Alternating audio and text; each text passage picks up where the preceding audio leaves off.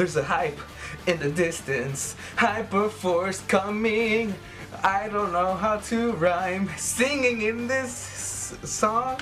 Welcome to HyperForce episode 9. So there was a Christmas special I didn't do because I was busy with the holidays and I had to work that day. Let's just say that the Rangers are stuck in the North Pole because Santa left them there. But anyways, we'll continue on from there. The gang, except for Jack, are in the North Pole and they're freezing. But then in the distance comes their HyperForce ship and Jack comes down and says like, whoa, where have you guys been? You guys have been gone for weeks. I needed your help, but there was no way for me to find you guys or contact you guys. Here I am with this Ranger of the past to help us out. And that is, drum roll please. That's a bad drum roll. It's Dr.O. It's Tommy, but from Dino Thunder. Jason David Frank was the special guest. So right off the bat, everyone's freaking out. Eddie was freaking out. And Vesper was doing the same thing because, you know, she's the Black Ranger. So they find out more about the Alliance and what they're doing, and apparently the Time for Rangers are almost out of existence. Dr.O tells them that one of his old friends, Anton, who was also Mesagog, is acting crazy and is going crazy, so they want to know more information and they want to know if the Alliance is behind this. So for some reason, this was the musical episode. Like, it wasn't meant to be the music episode, but they made it into a musical episode. When they go inside the HyperForce ship, they're like, alright, where do we go? And Dr.O is like, we gotta go to 2005, where I'm from. Alpha 55 is like, alright, I'm setting my coordinates to 2005. Dr.O was like, oh, you look like the one, but a little bit different from the Alpha I used to battle with or used to be with. But there was one thing he couldn't do, and for some reason they just started rapping, and then Alpha was like, yo, my name is Alpha 55, we're going 2005. Is this gonna be a thing for the whole episode? Because it's improv, so it's kind of hard to freestyle unless you're like, unless you know what you're doing. So they go to 2005. Dr.O was like, alright, I have a special cave. It's kind of like a bat cave.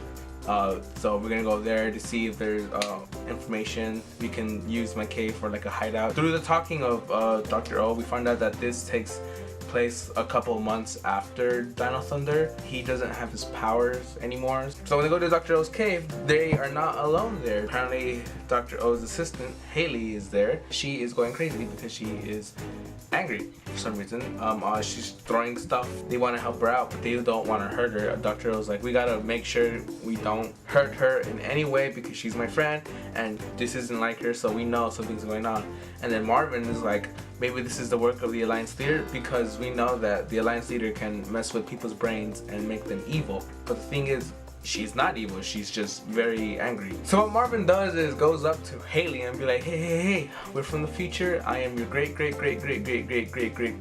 grandson, and like, we're here to help you. We're here to fix this timeline. And then Haley's just like, I know you're not my grandson because I'm not Asian. And then Marvin was just like, you don't know, maybe somewhere in the future you have some Asian descent in the family. And it was just like, come on Marvin, you gotta think.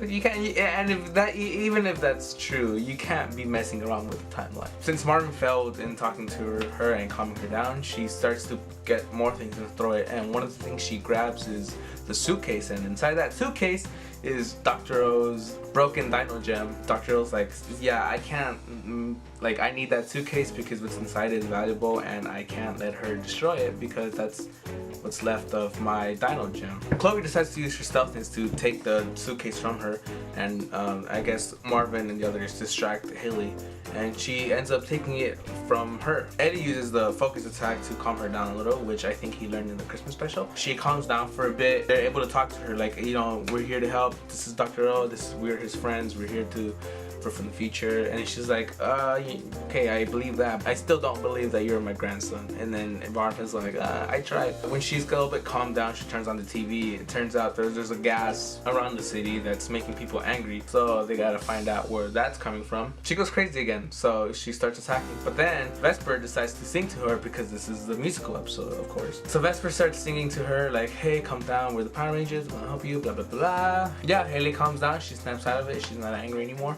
The TV suddenly changes channels and it's the Alliance leader. It's his silhouette and he's speaking. He's like, yes, I am in this town looking for this Anton. I don't have need for him. What I want is Mesogog. So then Dr. O's like, alright, well, since we know what we have to do, we gotta go find Anton. So you go inside the elevator to go to the living room or to the upper part of the cave, which is Dr. O's house. It's funny because when they get there, Dr. O is like shoes off because, you know, he wants everything clean, nice and perfect. And it's funny because when he said shoes off, Marvin's shoes started smelling, and it's like, you know what, you gotta do something about that. And then he's like, wow, Dr. O, you're pretty cool. You're like, yeah, you know what else is cool? Like my Jeep. So they go to the Jeep, but before they leave, they're like, shouldn't we wear something for the gas? The anger gas won't like affect us. Before we go outside, like be ready to put these on, like make sure they're on correctly so you don't get affected. So they all hop onto the Jeep and go to the city. So on the way to the city, Eddie is asking for his Dino Gem. He tells them like, yeah, it's broken and like there's no way I can morph anymore, so it's like there's no point in fixing it. But then Eddie is just like, you know what, maybe this just needs a little juice. So he starts putting his Ranger energy. He puts his hand, like he has it in his hand, and he's putting his Ranger energy, and it starts to like shine, like it starts to react, and he's like, wow, this is like, maybe I need more. And then Vesper's like, maybe you need some Black Ranger energy. And then I think Jack was like, maybe it needs all of us to work together. So they all put the energy inside the Morpher or the Dino Gem, and then it works. It starts glowing. But then Eddie's like, maybe it has enough energy for like one-time use. They're headed to the Cyber Cafe, which is like the juice bar. So when they get to Cyber Cafe, they see that people are wandering around and they're angry. So Vesper was like, you know, when I sang to Haley, that worked. So maybe if I sing to them, that could also work. Because this is the musical episode. So what Eddie does is like, hey, Dr. O, mind if I use your radio for a bit? And Dr. O's like, yeah, do whatever you want as long as you don't break it. So then Eddie starts messing with the radio. He connects his like speakers with something, and then he connects it to Vesper because she's an android, remember? Don't ask me how, because I don't know. But yeah, Vesper starts singing. She's like, oh, don't be angry, we're here to help, we're the Power Rangers, and yeah, because, you know, this is the musical episode. Marv decides to make a little distraction because putties decide to show up. So Marv decides to distract them so Dr. O can go inside, gather some information. That's where Haley's computer is or something. I forgot. Kind of zoomed out since I was tired from work. When Marv decides to attack some of the putties, and he ends up defeating them, but when that happens, the monster for this episode comes up. They said that it had hooves for arms, hooves for legs, a long horse mouth, like and a flower head, like it had petals, and there was gas coming out of its like nostril or something. So that was a monster, and this monster was the reason why there was gas all over them. So Marv was like, I'll focus on the cause of the gas. Like, can you do a diagnostics and make a potion? Yeah. So when the pony perfume comes in, it starts to make the gas stronger, and I guess Vesper and Eddie's gas mask wasn't on correctly, so they got infected by the gas. So Vesper turns evil again. This is twice. Y'all gotta make sure she don't turn evil for a third time. Well, not evil, but angry, whatever. Same difference. But when Eddie and Vesper became angry, Marv tries to sing to them because it's a musical episode. Marv tries to sing to them, but he fails because he doesn't have the beautiful voice that Vesper has. When Marvin fails to sing to them, Pony Perfume starts laughing, and then Chloe and Marv were like, you know what? I think it's time to get serious. It's morphing time. HyperForce! Heat! Ready! Power up! Rush! Power up! Yeah, they morph, and then Dr. O comes in, he comes back, he sees the putties, and he's like, oh, I see putties, I'm a legendary ranger, so I'm gonna do a legendary fighting move. That's what he does, he destroys like the remaining putties, I think. And then he sees that Eddie and Vesper are angry. They got booped in the head, and I think it was Chloe that booped them in the head. And they're like, yeah, we're free, we're not angry at each other anymore, and Ranger Buds are gonna fight together. And then Eddie's like, you know what else Ranger Buds do? And then Chloe's like, I don't like where this is going. And Vesper's like, well, we're gonna say morph. Ranger Buds, morph. HyperForce! Blue! Ready! Power up! HyperForce! Black! Ready! Power Vesper attacks the pony perfume, but didn't really work. So he ends up grabbing her and starts trying to put the perfume gas into her mask. Chloe comes in and attacks and makes her break free. Eddie is just like, all right, Dr.O, let's make this horse black and blue. Get it? Because he's the Blue Ranger and Dr.O is the Black Ranger. Get it? But before he can do the tag team move, Dr.O's like, I think it's time for me to do it. I may be old, but I can still pull it off. Dino Thunder, power up!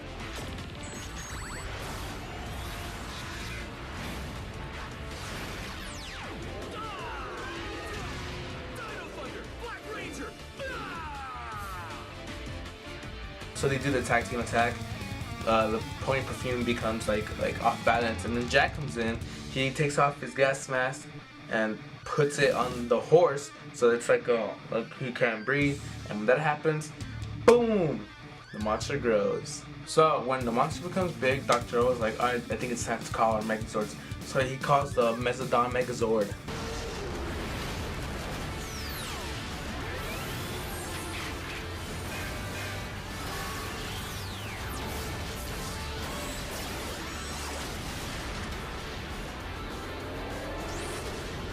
But that only takes 3 people to go inside, and he doesn't know who to take. So then he's like, all right, I'm gonna go inside, but 2 other people have to go with me. Vesper's just staring at him. He's like, I think you need another Black Ranger. So he's been giving Marv a hard time. So he's like, come on, Marv, let's go. So Vesper, Marv, and Dr.O are in the Mezzodon Megazord. When the monster grew bigger, the gas became stronger. Eddie, Chloe, and Jack are down while the other guys are in the Megazord. So they want to help the civilians. And when this happens, I think Jack morphs into action so he can keep up. HyperForce. Yellow. Ready. Power up. How are we supposed to save a bunch of civilians? Everywhere you go is going to be affected by gas. And then Jack is like, well, we are Time Force cadets, so we can use our badge to put them inside the chamber in there to freeze them in time. They won't get affected while we fight. So that's what they do. They start getting everyone. They're just like putting them in the badge. Chloe befriends another kid, and this kid is named Billy. And Billy's like, oh, I need help. Like, I lost people. And then Chloe's like, it's okay, I can help you. And like, she puts him in the, I forgot what it's called, like chrono chamber. But yeah, Billy goes inside with his dog.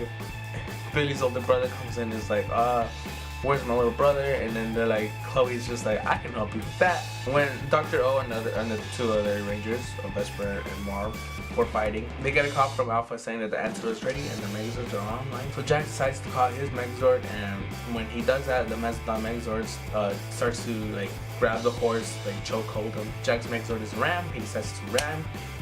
So then Marv and Chloe call for their Megazords, and then Marv is like, alright, Dr.O, I guess it's time for me to shine with my Megazord. Like, thank you for having me inside this, and I'll see you later. So he just jumps off, and Dr.O's like, he didn't close the door when he left. Yeah, that's a pet peeve apparently for Dr.O. Oh, since Vesper and Dr.O are alone, she's like, Dr.O, like, we're alone, and we're both Black Rangers, like, can I have some advice? And Dr.O is like, yes, just be yourself, be strong, fight as a team, teamwork wins everything. And she's like, alright, thank you, I'll be sure to remember that.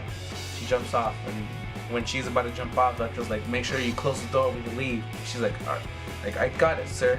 And she's off to her Megazord. So when they're all fighting individually, Dr.O is like, I'm gonna use my brachial staff and use that OP attack that he uses like every episode where he changes, like where he's able to use the elements. And I think he used the earthquake one, the earth power up. So he uses his brachial staff and puts it on the ground, and then creates a big like earthquake, and it ends up destroying the perfume pony. So now the pony is destroyed, but people are still getting angry, so they get the civilians out. Chloe has the antidote and she spreads it with her Megazord, the Phoenix. Dr.O uses his brachial staff again, uses the wind power to like shoot it everywhere. So after that battle, Dr.O's cell phone rings, dun, dun, dun, dun, dun, dun, and it's Anton, and he needs help because he's hurt and possibly dying. So when after the phone call, he tells them that he's in Anton Industries.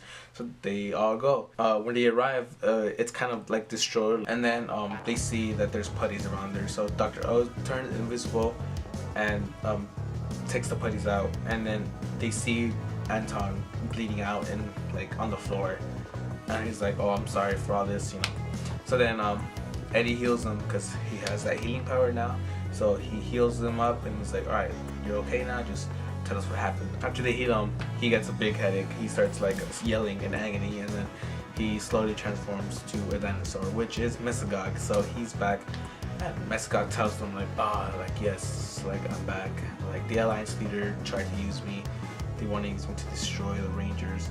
Like why? Like what like they told me their plan, but I don't care for it. So then they're like, well, okay, like you know the plan. Like what's the plan? And Mesogog's like, they're trying to revive this big head, this giant green head, revive him and use him for evil. We know who he's talking about. They all react and they're like, is he talking about Zordon?